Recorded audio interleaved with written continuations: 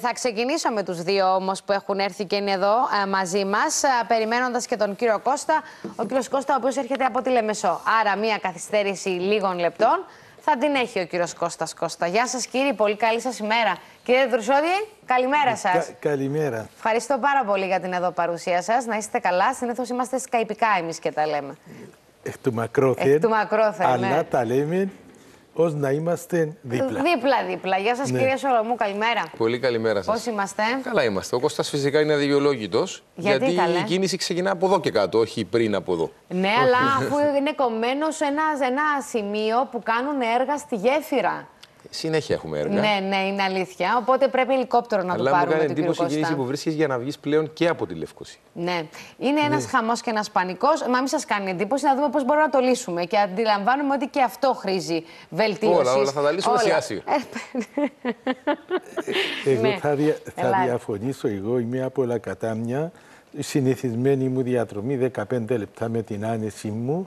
Και έχω κάνει 50 λεπτά να έρθω σήμερα. Από τη Λακατάμια στη Λατσά. Από τη Λακατάμια να έρθω 50 λεπτά. Μάλιστα. Από τα 15 λέω να υπολογίσω 45-50 και έκανα 50 λεπτά. Μάλιστα. Εντάξει, είναι τραγική κατάσταση. Είμαστε κάθε μέρα. Εγώ έκανα 14 λεπτά. Ναι. Όχι, εσείς να μην πείτε τίποτα. Καλύτερα ούτε κι εγώ θα μιλήσω, αλλά οι ώρες οι δικές μου είναι πολλά διαφορετικές από τις δικές σας. Οπότε πάμε να ξεκινήσουμε με το θέμα. Επειδή έχουμε τον κύριο Σολομού και τα είπαμε χθες για τα θέματα της ακρίβειας. Έγινε πάρα πολλής λόγος στις τελευταίες ημέρες για την κατάργηση των μέτρων. Θα σταθώ σε δύο σημεία. Επειδή δεν σας κρύβω ότι κάναμε τη συζήτηση για το μηδενικό ΦΠΑ αρκετές στιγμές σε αυτή την εκπομπή και μαζί. Και είχαμε, τουλάχιστον εγώ, διερωτήθηκα πολλές φορές κατά πόσο ο μηδενικός ΦΠΑ στα τρόφιμα πρώτης ανάγκης θα βοηθήσει έμπρακτα τους καταναλωτές. Φάνηκε μέσα και από την υπηρεσία καταναλωτή ότι βοήθησε ελάχιστο. Δηλαδή σε ένα ψώνισμα των 100 ευρώ βοήθησε 7 ευρώ. Άρα... Εξαρτάται αρκετά από τα προϊόντα φυσικά. Αυτά που έχουν το μηδενικό ΦΠΑ δεν είναι μία λίστα με 7-8 προϊόντα. Εγώ απλά χάρη τη συζήτηση ακούω συνέχεια ότι από αυτούς που είχαν ανάγκη από μικρά παιδιά για πάνες φάνηκε πάρα πολύ η διαφορά στο κοντήλι εκεί. Δεν μιλάω για τα τρόφιμα. Ναι, άρα αντιλαμβάνεσαι σε ποια φάση είναι το κάθε νοικοκυριό. Δυστυχώς όμως θα πρέπει να ξεχωρίσουμε ότι υπάρχει μια νομοθεσία, η οποία δεν ξέρω κι εγώ γιατί τόσα χρόνια ισχύει, που για τις βρεφικές πάνες και για τις πάνες των ενηλίκων πληρώνεις 19 ευρώ ΦΠΑ, ενώ για παράδειγμα τις σερβιέτες υγείας τις πληρώνεις 5%. Ναι, συγγνώμη, 5%. Άρα...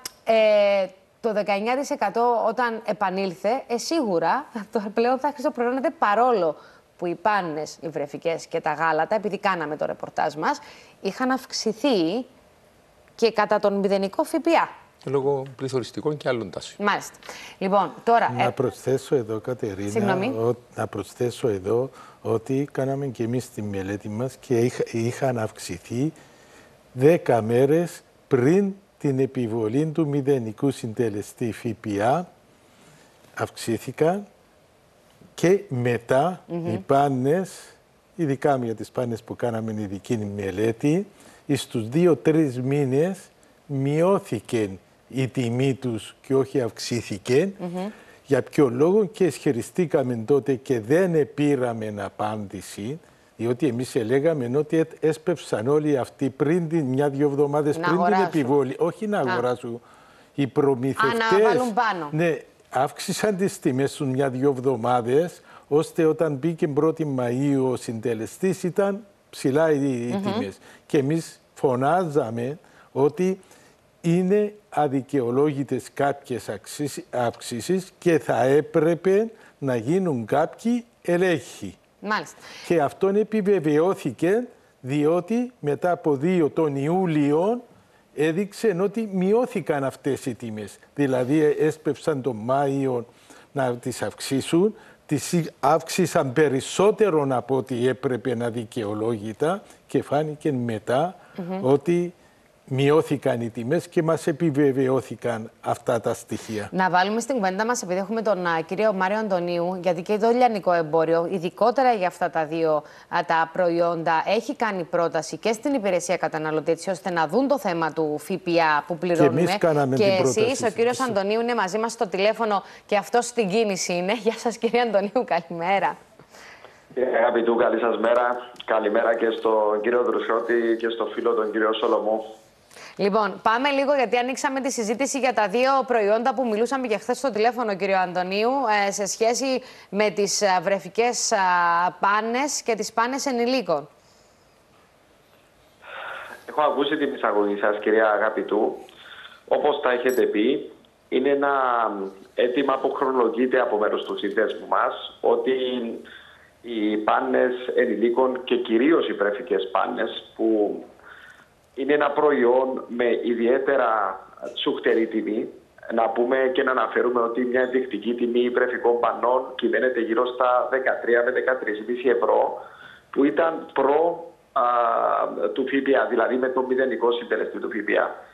Από την 1η του Οκτώβρη η τιμή έχει διαμορφωθεί περίπου ενδεικτικά, αναφέρουμε, στην βρεφική πάνα γύρω στα 16 με 16,5 ευρώ. Και εξαρτάται και για ποιο πακέτο μιλούμε. Αν μιλούμε για τα 24, για τα 32 τεμάχια, εξαρτάται για ποιο πακέτο. Με την ηλικία, δεν ξέρω αν έχει αύξηση και με την ηλικία. Είναι και η ηλικία που παίρνει. Αν έχει περάσει πρόσφατα. Ρόλο. Ναι, δεν το θυμόμουν, κύριε Αντωνίου, ελάτε. Έχουν μεγαλώσει λίγο τα δικά. Είναι μια τιμή βάσει περίπου αυτό που αγοράζει περισσότερο ο κόσμος από τα στατιστικά που συλλέγουμε.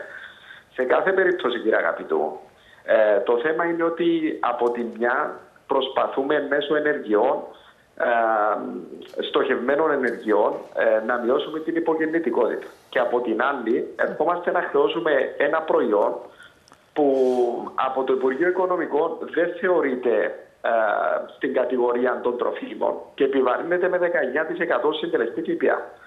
Εμείς εδώ και πάρα πολύ καιρό έχουμε ζητήσει όχι μόνο για τις βρεφικές πάνες και τις πάνες ενηλίκων, ακόμα και για κάποια άλλα προϊόντα. Παραδείγματος χάρη, μου έρχεται στο μυαλό το χαρτί υγείας. Αυτά τα προϊόντα είναι βασικότατα προϊόντα πρώτης ανάγκης. Δεν μπορεί να επιβαρύνονται με συντελεστή 19%. Γι' αυτό και είχαμε ζητήσει αυτά τα προϊόντα να μείνουν στο μειωμένο συντελεστή, όπως είναι τα υπόλοιπα τρόφιμα, στο 5%. Μάλιστα. Στο χαρτί υγείας. Κύριε Σολομού, επειδή σας διέκοψα πριν, ναι. Εγώ απλά αυτό που θα έλεγε ο αγαπητός Μάριος είναι ότι είναι ορθό να εξελισσόμαστε και να βλέπουμε αν έχουν γίνει κάποια πράγματα που δεν συνάδουν με την ευρύτερη οικονομία για να διορθώνονται. Ναι. Δηλαδή, αν έχει ένα οριζόντιο ΦΠΑ, γιατί έχουμε το οριζόντιο ΦΠΑ του 19% και του 5%. Εάν αυτά τα προϊόντα, αν κάποια προϊόντα θεωρούνται πρώτης ανάγκης, που υπάρχουν, προϊόντα που δεν είναι τρόφιμα και είναι πρώτης ανάγκης, πρέπει να γίνει μια μεταρρύθμιση ακόμα και στον τρόπο που επιβάλλεται το ΦΠΑ και που επιβάλλεται. Απλά η Βουλή, λόγω του συνταγματικού κολλήματος ότι δεν μπορεί να αυξήσει, να μειώσει τα έξοδα του κράτους, πρέπει να γίνει μια στοχευμένη συζήτηση γύρω από το θέμα και να μπορέσει να έρθει με ένα νομοσχέδιο αν έχει μια τέτοια πρόθεση. Ναι.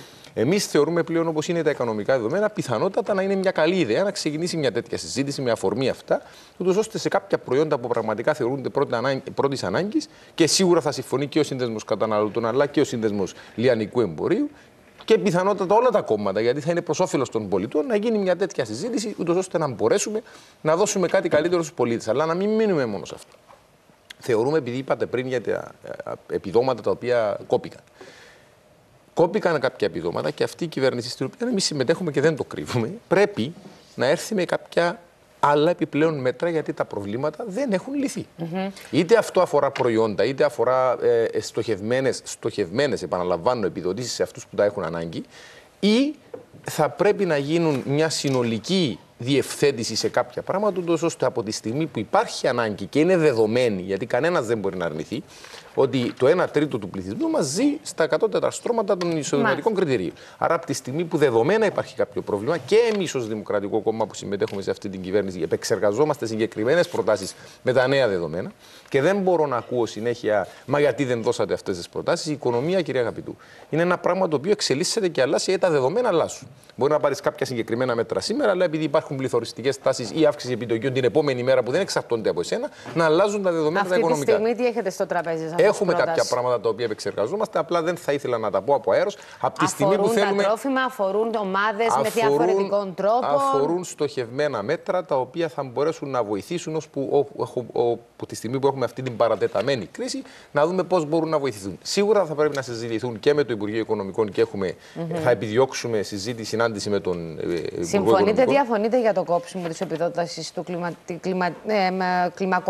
της κλιμακωτής επιδότησης του ρεύματος τέλος του Οκτώβρη? Θα θέλαμε να το συνεχίσουμε το συγκεκριμένο μέτρο. Άρα και ήταν και η θέση του Δημοκρατικού Κόμματος, αλλά αν υπήρχαν κάτι πιέσεις που εμείς δεν γνωρίζουμε από πλευράς Ευρωπαϊκής Ένωσης και θα έπρεπε, δεν είχε επιλογή δηλαδή το Υπουργείο Οικονομικών και θα έπρεπε να την σταματήσει, θα έπρεπε κατά τη δική μας άποψη να έρθει με κάποια αντισταθμιστικά μέτρα προς αυτή την κατεύθυνση. Η ανακοίνωση βεβαίως δεν αναφέρεται σε τίποτα σε ό,τι έχει να κάνει με την Ευρωπαϊκή Ένωση. Λέει ότι έχει μειωθεί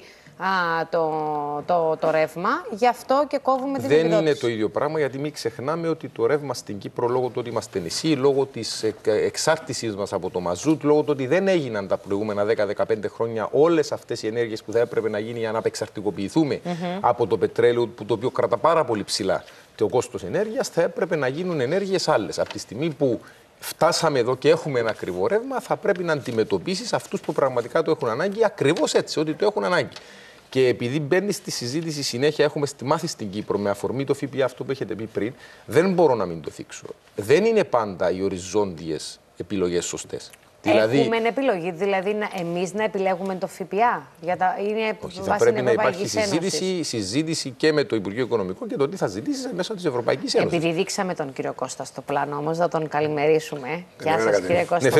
Φαίνεται το χέρι του το οποίο έχει βγάλει. Όχι το Αν και ο Κώστα μου κατηγορήσα σε λίγο, αλλά πρέπει να αργήσει λίγο, γιατί δεν έχει κινήσει ως τον Αλφα, αλλά διορθώσε με Κατερίνα, είπε μου ότι έχετε μια λωρίδα κλειστή. Να σας πω ότι ξεκίνησα ξέμισα από τη Λεμεσό. Δεν βρήκα και πολύ κίνηση, αλλά από το Σχαλεπιανές μέχρι το διοικητικό σταθμό των Λατσών, νόμιζα ότι είναι δυστύχημα, αλλά είναι 3 γραμμές και δεν ταράσσουν. Τίποτε δεν είναι, απλώς φαίνεται κάνουν. Ζυγίζουν εκεί τα φορτηγά. Έχει πάρα πολύ κίνηση κάθε πρωί, κύριε Κώστα μου. Όχι, που δεν είχε κίνηση. Ενώ να ζυγίζεις φορτηγών. Δεν ξέρω, τους υπεύθυνους θα το δείτε. Λύστε μου μια απορία, επειδή έχω κάποια μηνύματα για το ΦΠΑ. Δηλαδή, η κάθε χώρα, κράτος μέλος, επιλέγει το ΦΠΑ ανάλογα με το προϊόν, κύριε Κώστα. Τι εννοείται ανάλογα με το προϊόν? Μου λένε εδώ τώρα ότι οι μειωμένοι συντελεστές ΦΠΑ αφορούν ευρωπαϊκές οδηγίες, δεν είναι ευχέρεια κάθε μέλους της Ευρωπαϊκής Ένωσης. Άρα, για να μπορέσεις να μειώσεις ένα συντελεστή, θα πρέπει να επιτρέπεται από ευρωπαϊκή οδηγία. Ισχύει. Δικαιούσε να τη ζητήσεις εξαίρεση. Όπως έγινε για το ΦΠΑ, με τότε που ήταν η πρόταση που στηρίξαμε με το Αγγέλ για το ρεύμα, η οποία ζητήσαμε εξαίρεση. Αλλά αν θα αλλάξω, ας πούμε, το 19 στις πάνες για να το κάνω 5, δεν πρέπει να πάρω κάποια εξαίρεση. Μπορώ να το κάνω εγώ ως κράτος. Δεν είμαι σίγουρος γι' αυτό. Ούτε εγώ είμαι σίγουρος, αλλά. Ξέρετε, κύριε Τρουσότη? Δεν ξέρω σίγουρα, αλλά η δική μου γνώμη είναι ότι μπορεί να το κάνει. Και η δική μου, εγώ είμαι μαζί σας. Η γνώμη μπορεί να έχουμε όλοι, αλλά το θέμα είναι τι δικαιούσε. Το θέμα είναι τι ισχύει. Κύριε Κώστα, να σας βάλουμε λίγο στη συζήτηση. Συζητάγαμε, ακούγε και στο τηλέφωνο ο κύριος Αντωνίου. Δεν μπορούμε τώρα πώς να τον έχουμε τον κύριο Αντωνίου, θα τον ακούσουμε τέλος πάντων. Συζητάγαμε για τις πάνες περισσότερο και για την διαφορά που υπάρχει, αλλά ήρθαμε στη συζήτηση αφού κόπηκε το μέτρο του μηδενικού ΦΠΑ και θα κοπεί και αυτό της αύξησης του ρεύματος, τέλος πάντων, ότι θα έπρεπε η κυβέρνηση να έρθει με μια αντιπρόταση. Γενικά ομιλούντες πρέπει να πούμε ότι και η προηγούμενη κυβέρνηση και η κυβέρνηση, και μάλιστα την περασμένη Πέμπτη στη Βουλή να γίνει παρουσίαση από το Γενικό Λογιστή της Δημοσιονομικής Έκθεσης για το 2023. Και είναι ξεκάθαρο ότι κάθε χρόνο περίπου η κυβέρνηση βγάλει ακόμα 1 δισεκατομμύριο που πάνω, που είναι που προϋπολογίζει, από το ΦΠΑ. Ναι. Δηλαδή από την ακρίβεια του τα ούλα που συζητούμε και τα αυξημένα έσοδα μάλλον του κράτους είναι περίπου 1 δισεκατομμύριο. Άρα είναι σημαντικό έναν μεγάλο μέρος των λεφτών να επιστραφούν πίσω στους πολίτες. Γι' αυτό είναι λέμε ότι θα πρέπει οπωσδήποτε τα μέτρα τούτα να συνεχιστούν. Και μάλιστα θυμάσαι ότι στην εκπομπή σου είπα πολλές φορές ότι καλώς μιλούμε για τους ευάλωτους όπως είναι καθορισμένοι μέσα στο σχετικό διάταγμα, στο σχετικό κατάλογο. Όμως επαναλαμβάνω, ένα ζευγάρι με 3 κοπελούθια που εργάζεται ο άντρας και παίρνει 1.700-1.800 ευρώ, μπορεί να εργάζεται και η γυναίκα να πιάνει 800.000 ή να εργάζεται καθόλου. Και πληρώνουν ενίκιο. να μην πω για ενοίκιο στη Λέμεσο, να πω γενικά ενοίκιο. Λοιπόν, ενοίκιο πουθενά γιατί είναι παντού πλέον. Και έχουν, στη Λέμεσο τα πράγματα έχουν ξεφύγει, ειλικρινά. Λοιπόν, τούτη η οικογένεια χρειάζεται στήριξη. Άρα θεωρώ ότι θα πρέπει τα μέτρα να συνεχιστούν και επαναλαμβάνω. Άρα να ανοίξουν, δηλαδή επειδή μίλησε και ο κ. Σολομού πριν για στοχευμένα μέτρα, να ανοίξει λίγο αυτή η γκάμα, γιατί έχουμε μείνει σε 10 κατηγορίες, αντιλαμβάνομαι. Δεν ξέρω ακριβώς πόσες είναι οι κατηγορίες των ευάλωτων. Άρα θα λέτε εσείς να πρέπει να ανοίξουν, γιατί πλέον και η μεσαία τάξη έχει πρόβλημα. Ακριβώς, αυτό αντιλαμβάνομαι. Συρρυκνώνεται, κύριε αγαπητέ.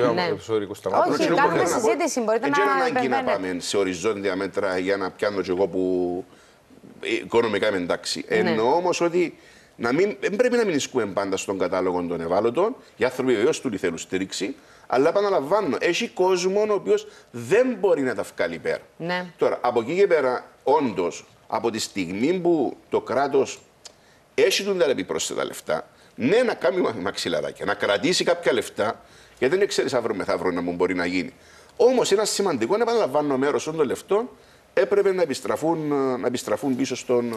Εντάξει, τώρα βλέπω τα μηνύματα του κόσμου και έρχομαι σε εσάς, κύριε Δρουσότη, πριν να ξαναπάω στον κύριο Αντωνίου που μας ακούει από το τηλέφωνο, ότι σε λίγο θα γίνουμε ευάλωτοι όλοι. Λέει, εμείς, Κατερίνα, πολύ δύσκολα τα βγάζουμε πέρα, μόνο με ένα παιδί. Έτσι. Ναι. Να κάνω και δεν θα κάνουν ούτε δεύτερο, και έχουμε ένα άλλο ζήτημα. Το είπαμε πριν για την υπογεννητικότητα. Μα είναι αλυσιδωτή, ναι, ελάτε, κύριε Δρουσότη. Ναι, να κάνω κι εγώ ένα σχόλιο, γενικό σχόλιο για την κατάργηση των μέτρων. Ναι. Σε κάθε φορά που καταργούνται τα μέτρα, ερχόμαστε ως καταναλωτές και διαμαρτυρόμαστε. Γιατί διαμαρτυρόμαστε? Το ίδιο το Υπουργείο Οικονομικών είπε ότι σε 1,5 χρόνο εκτίμησε τις παροχές προς τον κόσμο 201 εκατομμύρια από τα 3 μέτρα. Αυτό. Εμείς είπαμε, αυτά τα κάναμε και εισηγήσεις, δημόσιες βέβαια, εισηγήσεις ότι θα ήθελαμε το κράτος, το οποίο εγνώριζε ότι θα καταργήσει εκ των προτέρων, να έχει έτοιμο και το σχέδιο των αντιπαροχών. Όχι να το καταργεί πρώτα και μετά θα σκεφτούμε το τι θα κάνουμε. Έπρεπε να ήταν ταυτόχρονα, αλλά κάναμε την εισήγηση. Εάν ερχόταν το κράτος και έλεγε ότι αυτά τα 201 εκατομμύρια θα τα δώσω πίσω σε 1,5 χρόνο στο ίδιο χρονικό διάστημα, στοχευμένα, και όταν με ρώτησα στοχευμένα, η γνώμη η δική μου στοχευμένα, η πρώτη αντίδραση, έχει και άλλους τρόπους δηλαδή, δίνουμε διάφορα επιδόματα, η μικρή επιταγή, η ελάχιστον. Αυτούς τους ανθρώπους θα μπορούσε να αυξήσει τα επιδόματα, να αυξήσει τις κατηγορίες των ανθρώπων που σήμερα δεν δικαιούνται και χρειάζονται. Άρα να αυξήσει αυτό το ποσό το χρονιαίο που υπάρχει, το 19.500, αν δεν κάνω λάθος, είναι δηλαδή αυτή τη στιγμή. Εννοώ για να πάει και λίγο προς τη μεσαία. Εντάξει, οι τηλεθεατές θέλουν να βλέπουν τα ονόματα των καλεσμένων, παιδιά, όταν μιλούν. Μου έχουν κάνει, δεν ξέρω αν μπορούμε να το κάνουμε αυτό. Ευχαριστώ πολύ. Και το ερώτημα μας ήταν ότι εάν ερχόταν το κράτος και έλεγε ότι αυξάνω τα επιδόματα. Αυξάνω τις κατηγορίες με ανθρώπους οι οποίοι χρήζουν και αυτοί βοήθειας, τότε και εμείς θα έλεγαμε ότι τα 201 εκατομμύρια θα έρθουν πίσω στον κόσμο. Αλλά και το παράπονο μας είναι γιατί κάθε φορά, ενώ ξέρουμε ότι θα καταργηθούν κάποια μέτρα, δεν ερχόμαστε να είμαστε έτοιμοι. Ναι, αν υπάρχει ανάγκη βέβαια, έτσι. Δηλαδή, αν δεν υπάρχει ανάγκη, τα σταματάς και δεν τα... Εδώ ακούμε το κράτος ότι θα δώσω και έρχεται καταργεί και πάντοτε έρχεται μετά, λέει θα δώσω και δεν λέει τι θα δώσει. Ένα σέλινο σχεδόν 3 ευρώ, είναι αλήθεια, κύριε... Μιλούμε για το σέλινο κεφαλές. Το μεγάλο, όχι. Πόσα ήταν αυτό δηλαδή? της καθαράς Δευτέρας, ας πούμε. Μα το ολόκληρο μου, έχω χωράσει κανένα ψυγείο για κάποιο λόγο. Ωραία, πόσα ήταν δηλαδή το σέλινο και αυτό το συγκεκριμένο και έχει πάει στα 3 ευρώ? Ειδικά για τα γεωργικά προϊόντα έχουμε κάνει και την έρευνα και φαίνεται από τα στατιστικά. Και τα αγκούρια συνεχίζουν να είναι στα 5 ευρώ? Τα αγκούρια συνεχίζουν να είναι 5 ευρώ? Δεν είναι 5, είναι 4, είναι 4 και κάτι, 4,5. Όμως, τους γεωργούς πρέπει να τους βλέπουμε με ένα διαφορετικό μάτι. Σήμερα είναι 4 ευρώ τα αγκούρια, σήμερα, αλλά ύστερα από ένα μήνα ή πριν 2-3 μήνες ήταν 1 ευρώ ή κάτω. κάναμε τη μελέτη ο σύνδεσμος και είδαμε ότι κάναμε σύγκριση τους πρώτους 9 μήνες του 2023. Ναι. Βρήκαμε τη μέση τιμή των λαχανικών όρων με σύγκριση τους 9 μήνες του 2024 μέση τιμή. Η αύξηση κάτι λιγότερο από 4,5% είναι η μέση τιμή των 9 μηνών με τη μέση τιμή των 9 μηνών του 2024. Οπότε να μην το βλέπουμε ως καταναλωτές ότι ναι, σήμερα δεν μπορούμε, αλλά ας μην πάρουμε έναν κούρια, να πάρουμε κάτι άλλο, αλλά υπάρχει υπαλλακτική λύση, αλλά να μην λέμε πάντοτε ότι είναι ο Γιώργος που τα παίρνει. 5,24 το κιλό αγόρασε την Παρασκευή. Μα νομίζετε τηλεθεατές μου είναι οι καλύτεροι ρεπόρτερ. Για να μην μπαίνουμε στην ανάλυση των τιμών. Όχι, ένα λεπτό, έχει σημασία για την κυρία που να κάνει τη σαλάτα τη. Πραγματικά τώρα. Ναι, όχι, αλλά τη κάνει τρομερή εντύπωση ότι φτάσαμε 5 ευρώ τα γκουράκια. Άλλο πράγμα που θέλω να θίξω.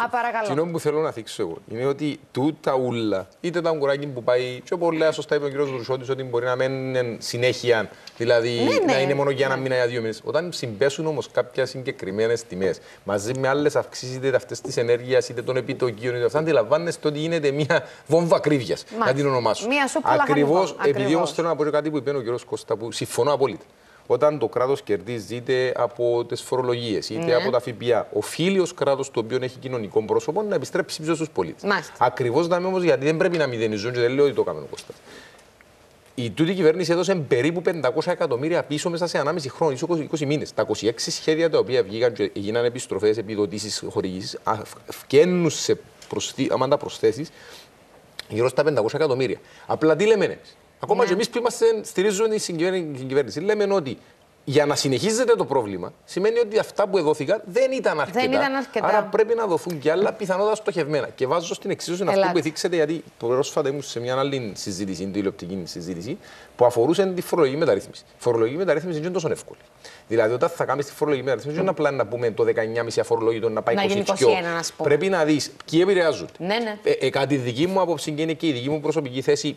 Λέω προσωπική γιατί το κόμμα δεν συζητήθηκε στις πολιτικές ομάδες του Δίκου για να τη θέσω. Η πολιτική συζήτηση είναι ότι πρέπει να μπουν και άλλες δικλείδες. Αυτό που έδειξε ο Κώστας που συμφωνώ.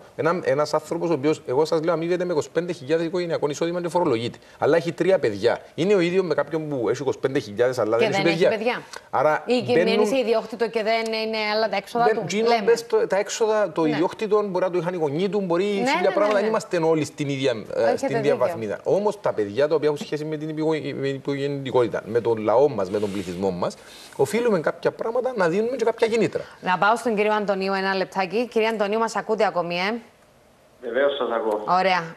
Πάντως, συνεχίζει ο κόσμος. Με ενημερώνει και ο Νίκος ότι έχει γίνει ένας χαμός στο τηλεφωνικό κέντρο.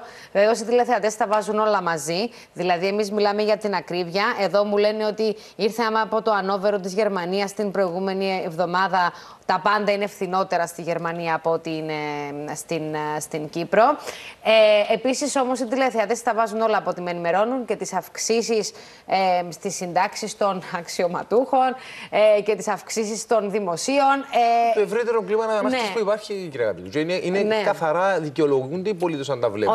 Ακόμα και το χθεσινό, ακόμα και το χθεσινό που συζητήθηκε που το Δημοκρατικό Κόμμα στήριξε την οριζόντια ανάυξη των δημοσίων υπαλλήλων. Ναι. Γιατί τη στηρίξατε? Δεν είναι, επειδή να σας πω, γιατί δεν πρέπει να διοικηθούν αυτοί που πρέπει να πάρουν αύξηση. Απλά πρέπει να ρυθμιστούν άλλα πράγματα. Γιατί δεν μπορεί να γνωρίσει κανένας ότι μεταξύ δημόσιου και ιδιωτικού τομέα υπάρχουν τεράστιες ανισότητες. Μα δεν σημαίνει ότι πρέπει να τιμωρήσεις τον έναν γιατί πρέπει να μείνει ο άλλος χαμηλά. Γιατί του δίνεις αύξηση όμως, επειδή κάνει καλά τη δουλειά του? Δάμε είναι το που είπε και η πρόεδρος της Επιτροπής Οικονομικών εχθές. Έπρεπε αυτή η λογική να έρθει να συσχετιστεί οι αυξήσεις με την παραγωγή του, την αποτελεσματικότητα. Αυτό είναι που θέλουμε και επιδιώκουμε. Όχι, τώρα που να δοθούν. Τώρα, αν θα δοθούν. Στην Επιτροπή Οικονομικών. Ωραία. Συγγνώμη, άλλαξαμε τη συζήτηση. Ελάτε, κυρία, εγώ φταίω. Πρόλαβα την αλλάξω, πρέπει να πάει γιατί ο. Πάντα. Ελάτε, κυρία Αντωνίου, ο κόσμος τον βλέπετε να ψωνίζει διαφορετικά. Δηλαδή θα μετρήσει. Έχουν αυξηθεί οι λίστες που παίρνεις μαζί σου όπου να πας να ψωνίσεις. Είναι με λίστα πλέον που πάει ο κόσμος να ψωνίσει? Κύριε Αγαπητού, πρωτίστως θα πρέπει να πούμε ότι όσο ο τελευταίος κρίκος του λιανικού εμπορίου αυτός ο κρίκος που έρχεται καθημερινά πρόσωπο με πρόσωπο με τους καταναλωτές. Ναι, ακριβώς. Εμείς ακούμε αυτό. τα παράπονα, εμείς βλέπουμε την απαγοήτευση και τη δυσαρέσκεια ζωγραφισμένη στα πρόσωπα των καταναλωτών. Εδώ και πάρα πολύ καιρό ο καταναλωτής πλέον έχει αλλάξει. Και σε αυτό το σημείο θα πρέπει να πω ότι και ο Κυπριακός Σύνδεσμος Καταναλωτών αλλά και η Υπηρεσία Προστασίας του Καταναλωτή έκαναν αρκετή δουλειά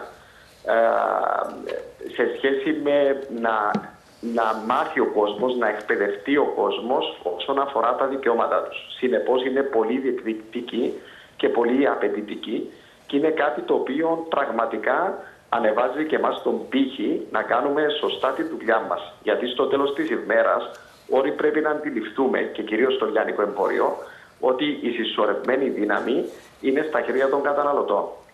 Ο καταναλωτής μας κρίνει καθημερινά, μας επιθεωρεί καθημερινά, κύριε αγαπητού. Ναι. Και ξέρετε κι εσείς από πρώτο χέρι, και μπορώ να σας το επιβεβαιώσω και καλεσμένοι σας όλοι, υπάρχει πολύ έντονος και πολύ οξύς ο ανταγωνισμός και κυρίως στις υπεραγορές.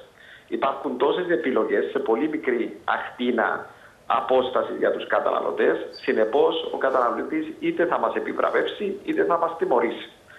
Και αυτές οι υπεραγορές, γιατί αναφέρθηκε και ο φίλος ο κ. Δουρσότης εχθές, οι οποίοι χρησιμοποιούν είτε παραπλανητικές είτε αθέμητες εμπορικές πρακτικές, κρίνονται καθημερινά από τον κόσμο. Ο κόσμος έχει πολύ καλό κριτήριο να αντιληφθεί κάποια πράγματα πώς λειτουργούν. Και εμείς σαν οργανωμένο λιανικό εμπόριο και σαν σύνδεσμος, αυτά τα πράγματα είμαστε ξεκάθαροι και κάθετοι. Οι οποιοδήποτε χρησιμοποιούν αθέμητες ή παραπλανητικές διαφημίσεις για εις βάρος του καταναλωτή, αυτοί θα πρέπει να καταγγέλνονται και τα προστήματα που θα προκύψουν, οι ποινές πρέπει να είναι σουκτερές. Υπάρχουν, κυρία Αντωνίου μου, επειδή εγώ δεν ξέρω, έχουν δοθεί ποτέ πρόστιμα, ας πούμε, σε τέτοιες πρακτικές? Και ποιος είναι αυτός που βγάζει τα πρόστιμα?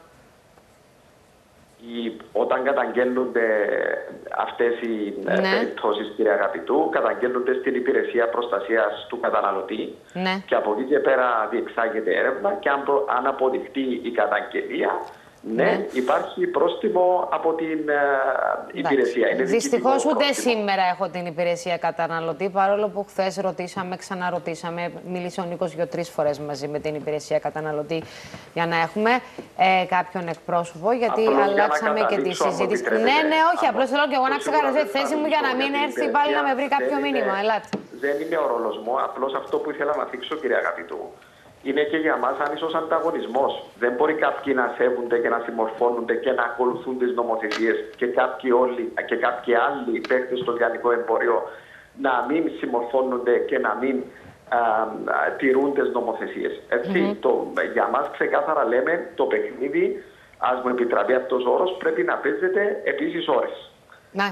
Από εκεί και πέρα είναι πάρα πολύ μεγάλο το διάστημα. Τα τελευταία 2-3 χρόνια ο κόσμος είναι πολύ πιο υποψιασμένος, πολύ πιο μελετημένος, πολύ πιο διαβασμένος. Καταρτίζει τη λίστα του εκ των προτέρων. Γνωρίζει, κύριε αγαπητού, όλες τις προσφορές των υπεραγορών. Υπάρχουν καταναλωτές που ξέρουμε και έχουμε και τα στατιστικά.